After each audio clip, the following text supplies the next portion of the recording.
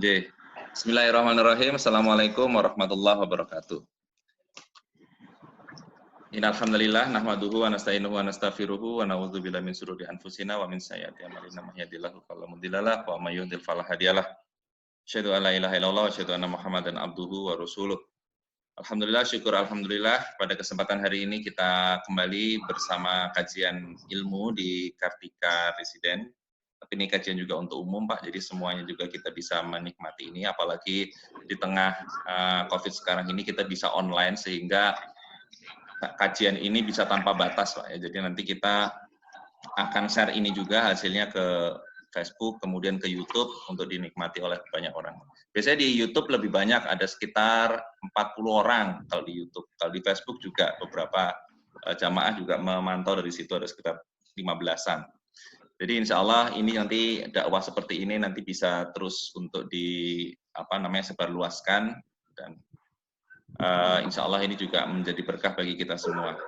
Kemudian tak lupa salam dan salawat kita haturkan kehadirat Allah kehadirat Rasulullah Muhammad SAW, juga kepada para keluarga dan sahabat juga kita insya Allah umatnya sampai hari akhir nanti. Juga kami ucapkan terima kasih kepada Pak Ustadz Imam Syafaat, walaupun biasanya kalau di Muhammadiyah itu jarang ada kata Ustadz ya Pak Imam ya.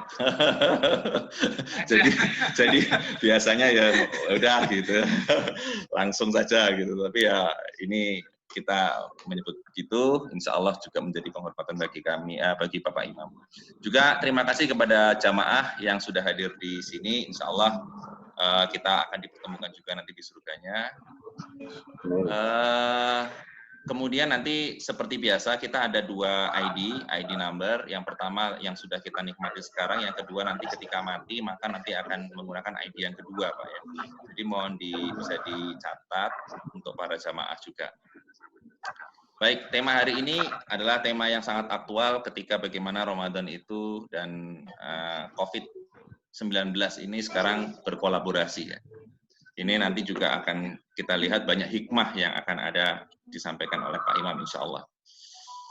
Saya kira begitu yang bisa kami sampaikan, dan insya Allah nanti hari Senin juga kita ada kajian bersama Pak Ustadz Gusmahu pukul 2. Jadi mulai sekarang kita pukul 2 ya. Masih ada hari Senin dengan Pak Ustadz Gusmahu dan hari Rabu dengan Ibu Ustazah Ibu Rus. Insya Allah akan kita sajikan juga jam 2 siang. Ini untuk mengantisipasi kalau jam 4 kebetulan ibu-ibu banyak yang harus mempersiapkan jihad yang kedua, yaitu mempersiapkan buka puasa bagi keluarga. Jadi kita setting sekarang pukul 2. Baik, itu saja untuk menghemat waktu. Kami persilahkan untuk Pak Imam untuk menyampaikan tausiahnya. Kepada Pak Imam kami persilahkan. Monggo Pak Imam. Assalamualaikum warahmatullahi wabarakatuh. Waalaikumsalam warahmatullahi wabarakatuh. Alhamdulillah, nahmaduhu wa nasta'inuhu wa nastaghfiruh wa na'udzu billahi min syururi anfusina wa min sayyiati a'malina. May yahdihillahu fala mudhillalah wa may yudlilhu fala hadiyalah. Asyhadu an la ilaha illallah wahdahu la syarikalah wa asyhadu anna Muhammadan abduhu wa rasuluh la nabiyya ba'dah. Soimin dan soiman, kaum muslimin dan muslimat, khususnya warga Kartika Residence. Sebagaimana disampaikan tadi, maka memang benar nama saya adalah Imam Syafaat, dan saya memang Ustadz, karena Ustadz dalam arti guru ya. Saya masih menjadi dosen Fakultas Teknik di Universitas Nasional, walaupun sebagai dosen luar biasa, tidak tetap. Maka siang yang berbahagia ini kami mengajak kepada semua segenap soimin dan soimin. marilah kita selalu memanjatkan puji syukur kehadirat Allah. Karena apa? Saat ini, detik ini, siang ini, kita bisa menerima nikmat dari Allah Subhanahu wa Ta'ala. Nikmat itu apa? Karunia yang tidak bisa dinikmati oleh orang lain. Bayangkan dalam situasi yang sulit ini, kita diberi kesempatan hidup, kesempatan beribadah, kesempatan bertausiah. Dan dengan mensyukuri nikmat itu, kita yakini bahwa Allah telah memberikan karunia yang banyak kepada kita.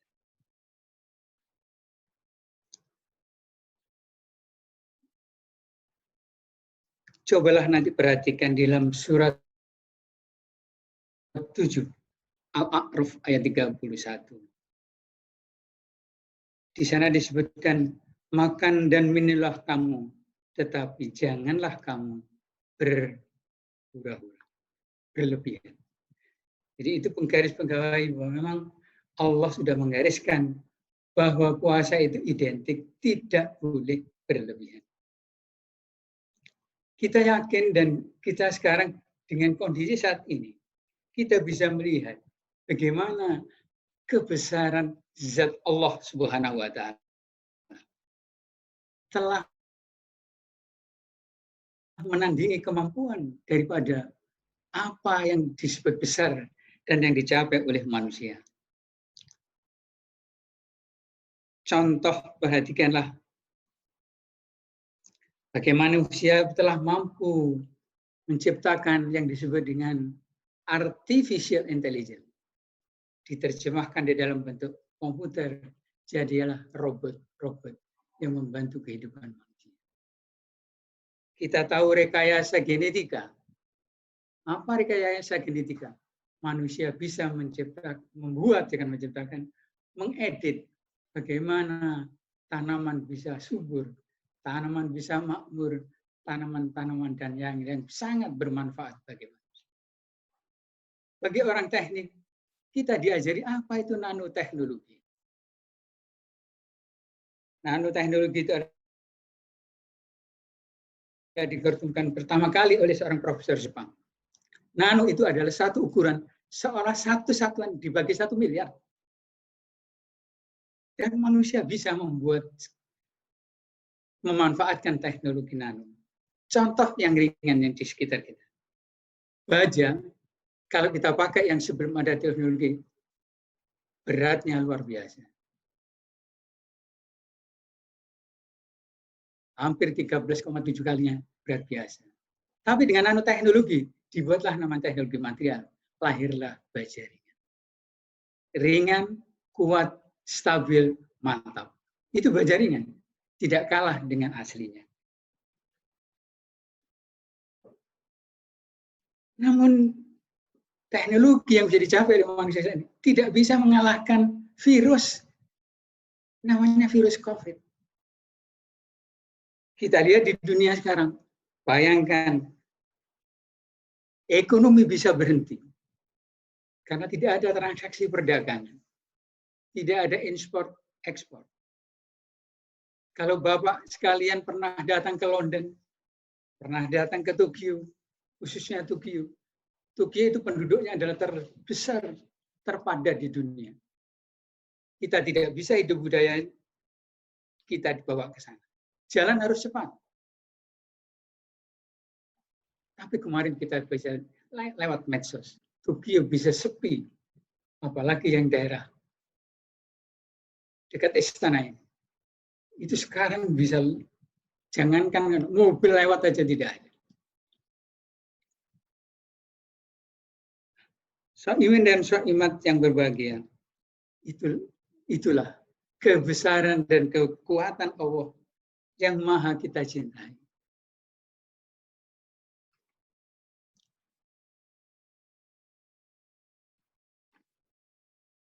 Dengan mengenal dan mengenali, mengimani Tuhan yang kita imani itu muncul di dalam sanubari kita, memperkokoh syahadat tauhid kita. Asyhadu alla ilaha illallah. Benar ya Allah, Engkau lah zat yang maha besar. Yang lainnya tidak ada. Dan yang kedua, kita harus juga memperbaharui yang kedua adalah mengakui bahwa Muhammad adalah Rasulullah Shallallahu Alaihi Wasallam yang diperintahkan untuk mengajarkan ajaran Islam yang kita sayangi.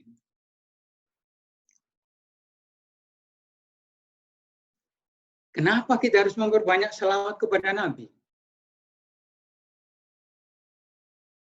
Ternyata kita perlu belajar dari orang lain juga. Muhammad sebagai simbol kebesaran diakui oleh orang-orang di dunia. Silakan baca buku 100 tokoh yang berpengaruh di dunia. Maka Michael Hart telah meneliti dalam waktu puluhan tahun. Ternyata manusia yang benar-benar mempunyai pengaruh ke dunia ini adalah Nabi Muhammad Shallallahu Alaihi Wasallam. Waktu dia Michael Hart mempresentasikan penelitiannya, semua orang ketawa. Mana buktinya? Disampaikan oleh Michael Hart.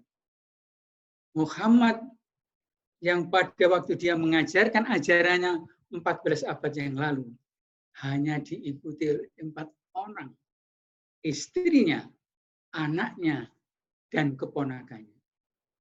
Tapi kamu lihat sekarang setelah 14 abad, pengikutnya sudah mencapai 1,5 miliar. Artinya apa? Yang dibawakan, yang diajarkan untuk umatnya itu bukan ajaran yang membodohi, bukan ajaran tipuan. Karena kalau ajaran itu membodohi dan berubah tipuan, pasti sudah lenyap. Buktinya komunisme. Komunisme sudah lumat di muka bumi. Mudah-mudahan kita dengan mengamalkan syahadah, memperbanyak selawat kepada Rasul, akan menambah ketakwaan kita pada diri kita. Apalagi ditambah dalam melaksanakan Syam Ramadan. Sebagaimana firman surat Al-Baqarah ayat 186, A'udzubillahi minasyaitonirrajim. Ya ayyuhalladzina amanu. Kutiba alaikum syiyam kama kutiba alal ladzina min qablikum la'allakum tattaqun. Apa takwa itu sebenarnya adalah tercermin dalam bentuk mudah menjalankan perintahnya dan mudah pula menjauhi apa yang dilarang oleh Allah Subhanahu wa taala. Soimin dan soimat, muslimin dan muslimat, khususnya warga Kartika yang saya hormati. Hari ini kita telah masuk ke hari yang ke-24. Berarti kita masuk kepada 10 hari yang terakhir. 2/3 hari sudah kita lewati. Munculkah di balik benak kita? Sukseskah kita menjalankan puasa? Tidak sukses? Atau kekurang dalam menjalankan ibadah puasa? Coba kita lakukan evaluasi. Kalau kita sebagai mahasiswa biasanya sekarang lagi selesai mid-test, akan melakukan UTS, langkah yang dilihat adalah kalau nilai UTS saya nilainya A, berarti apa yang saya kerjakan sudah memenuhi syarat. Belajar yang saya sudah lakukan sudah memenuhi persyaratan. Tinggal apa? Melakukan perbaikan atau bahasa kerennya adalah improvement dan mempertahankan apa yang dicapai. Kalau mahasiswa tadi dengan nilai UTS-nya B, apa yang harus dia kerjakan? Maka dia harus melakukan improvement plus peningkatan cara belajar. Apalagi kalau mahasiswa tadi mendapatkan nilai C, berarti dia harus lakukan review target, belajarnya, maksimumkan supaya paling tidak pencapaian belajarnya adalah mencapai nilai minimalnya B. Kalau kita lihat sebagai seorang project manager, kalau kita bicara project, maka project itu ada 3. Definisi project adalah sesuatu pekerjaan non-rutin untuk mencapai tujuan tertentu. Project tergantung kepada target biaya, kepada target jadwal, dan yang ketiga adalah target kualitas. Seorang project manager melihat puasa, kalau kondisi sekarang yang sudah dicapai adalah ahead schedule, artinya lebih dari jadwal yang direncanakan, maka dia hanya melakukan menjaga kualitas daripada puasanya. Tapi kalau schedule-nya adalah masih on, berarti dia di samping menjaga kualitas, tetap mempertahankan optimasi yang dilakukan. Tapi kalau seorang project manager, dia melihat proyek saya ada keterlambatan, maka yang dilakukan pertama adalah cek work breakdown structure. Pekerjaan yang dilakukan apa saja, mana yang bisa dioptimasi, dan perlu penambahan usaha, required effort. Saimin dan saimat, muslimin dan muslimat, khususnya warga Kartika Residen yang berbahagia. Kalau kita melihat bahwa puasa itu adalah sebagai bagian dari proses, berarti di sana ada input masuk ke dalam siklus proses. Keluarnya adalah output. Kalau outputnya atau hasil daripada proses tadi melebihi target, puasa kita adalah lebih baik. Apa yang dilakukan? Dia hanya memerlukan mempertahankan keep system dan optimize inspection. Sebagai seorang manajer melihat outputnya sesuai dengan sasarannya, maka dia tinggal melihat. Berarti sistem di dalam proses itu sudah sesuai dengan standar operation and procedure plus optimal. Dan yang ketiga, output yang dihasilkan dari sistem puasa ini tidak tercapai, apa yang harus dilakukan? Review desain. Bagaimana desain melakukan puasa itu? Dan pasti memerlukan tambahan insentif lainnya. Hadirin soimin dan soimat, muslimin dan muslimat, warga Kartika Residen yang saya hormati. Sisa waktu sudah tinggal 1 minggu. Saya lihat wajahnya berbahagia. Karena dalam hadis disebutkan, orang berpuasa itu akan mendapatkan 2 kebahagiaan. 1, bahagia kalau buka, dan kita seminggu lagi pasti berbuka. Dan yang kedua apa? Insya Allah nanti di akhirat kita akan melihat kebahagiaan yang hakiki. Saya hanya mengajak, marilah di dalam tinggal 6 hari lagi ini, kita berbuat apa yang bisa kita optimalkan. Mau merubah target, mau menambah insentif, silakan saja. Tapi ada suatu jawaban yang ditawarkan oleh seorang ulama yang bernama Syekh Al-Ramani Syakik radhiyallahu anhu. Beliau menawarkan 5 hal.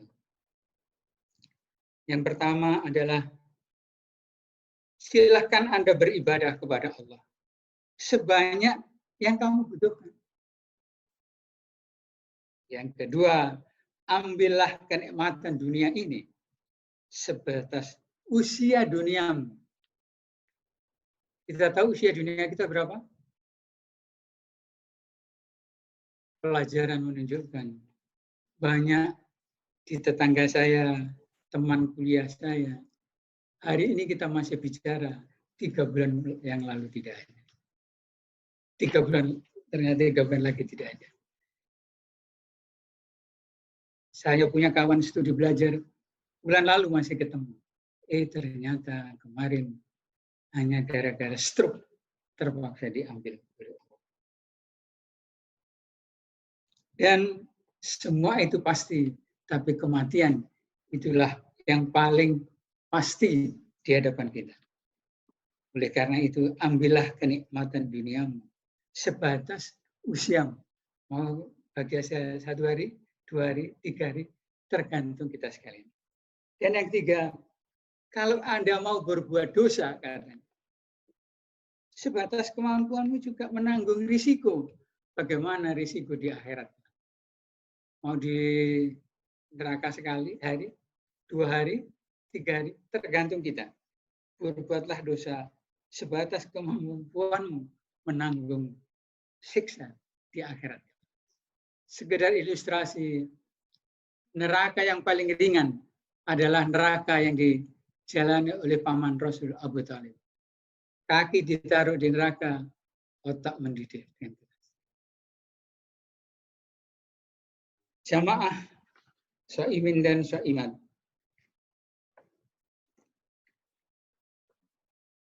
Muslimin dan muslimat warga resident yang kami hormati. Dan yang keempat, dia menasihati kepada kita, himpunlah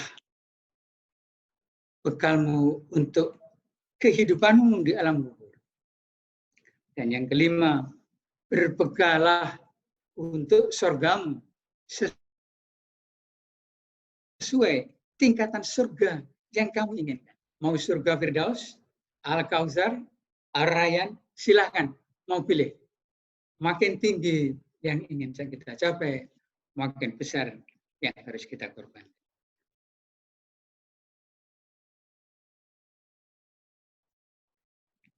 Dan saya ingin bawakan 2 hadis. Ini sudah lewat, Pak. Sudah 2.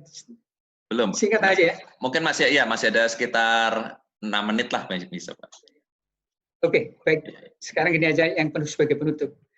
Saya sampaikan 1 hadis yang kita harus amankan. A'udzubillahi minasyaitonir rajim. Man sauma Ramadhana imanan wa ihtisaban ghufira lahu ma taqaddama min dzambi. Man sauma man qauma Ramadhana imanan wa ihtisaban ghufira lahu ma taqaddama min dzambi. Barang siapa yang mau menegakkan puasanya dengan semaksimal mungkin, maka Allah jamin dosanya yang telah lalu akan diampuni. Dan yang kedua, barang siapa yang mau menegakkan qiyam Ramadan, insya Allah dosanya akan diampuni. Apa saja qiyam Ramadan? Yang pertama, tunaikanlah, perbanyakkanlah zikir dengan memperbanyak tilawah Al-Quran, tunaikanlah sholat lail. Dan yang ketiga adalah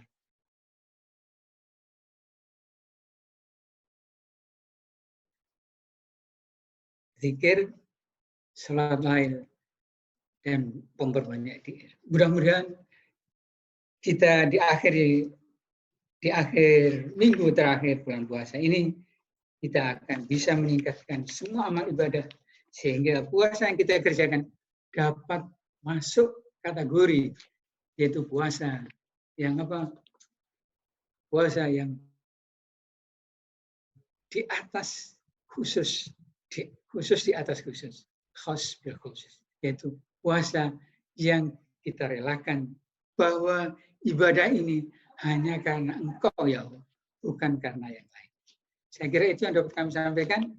Kurang lebihnya saya mohon maaf yang sebesar-besarnya. Sebenarnya masih ada beberapa catatan, tapi insya Allah kita sampai ketemu di lain waktu.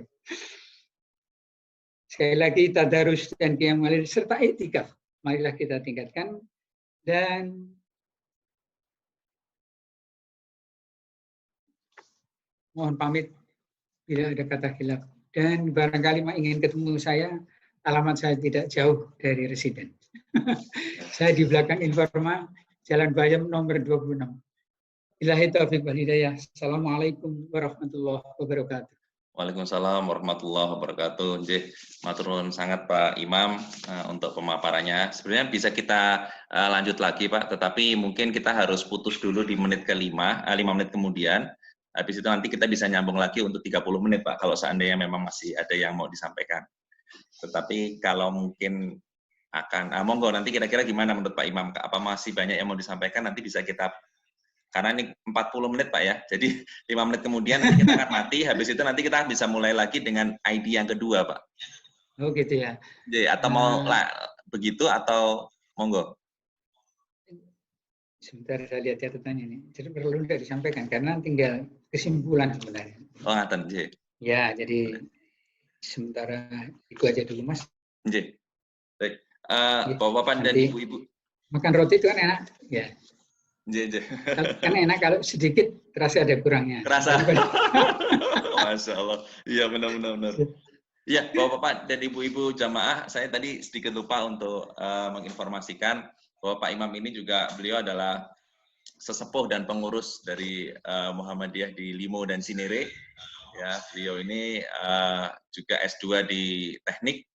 Kebetulan beliau juga dulu mantan karyawan di PLN. Ya, sudah cukup bagus posisinya di PLN. Kemudian dengan ini karena beliau mengurusi ibadah juga, mengurusi PLN juga, sekarang masih mengajar di UNAS juga, maka nggak heran kalau tadi isinya memang tentang kolaborasi antara ilmu dengan agamanya kuat. Ya. Bagaimana yang namanya puasa itu bisa disandarkan dengan sebuah proyek. Dua-duanya non-rutin activity, tetapi dua-duanya punya target gitu ya Pak Imam ya. Dua-duanya punya target. Nah, kalau proyek itu bisa baik kalau ahead schedule ataupun cost-nya itu bisa minimize, puasa pun juga punya target ala-alakum tatakun tadi seperti yang disampaikan Pak Imam, Masya Allah. Tetapi project juga punya hal buruk, misalnya kalau tadi schedule-nya delay. Kemudian puasa juga punya hal buruk ya kalau sesuatu banyak hal-hal yang mungkin kita langgar dari fikih puasa. Nah, tetapi yang paling penting kalau seandainya tadi disampaikan Pak Imam ada sesuatu yang buruk, maka yang penting adalah kita mereview.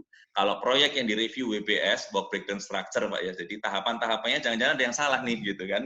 Kemudian juga quality prosedurnya bagaimana tadi gitu kan, jangan-jangan prosedur kita ada yang salah nih.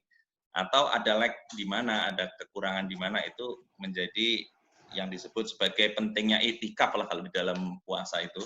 Sehingga kita bisa mereview amal kita, kualitas amal kita, kemudian kita tuh dosa apa sih, pernah bikin dosa apa sih, salah apa sih, itu yang disebutkan Pak Imam tadi adalah bahwa di bulan puasa ini saatnya bulan untuk itikaf.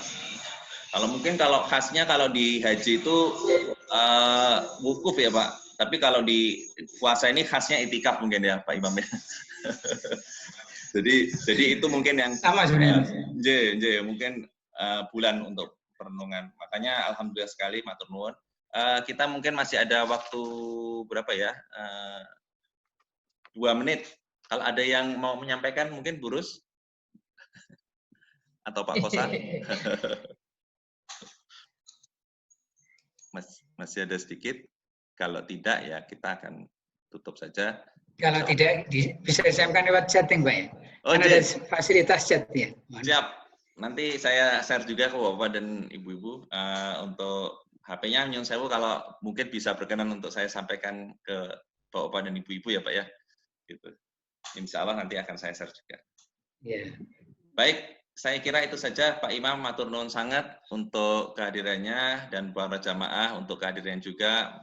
Mari kita tutup kajian kita pada kesempatan siang hari ini dengan kafaratul majlis. Subhanakallahumma wa bihamdika asyhadu an la ilaha illa anta astaghfiruka wa atubu ilaik.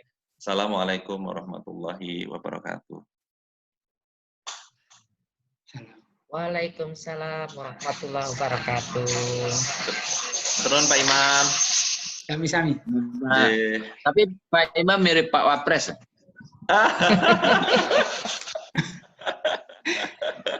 Loh, karena saya itu lahir di Jombang, Pak. Jadi mirip Gus Dur juga. Iya. Karena gini Pak, minimal tuh ya apa namanya, ya mirip lah dengan caranya, dengan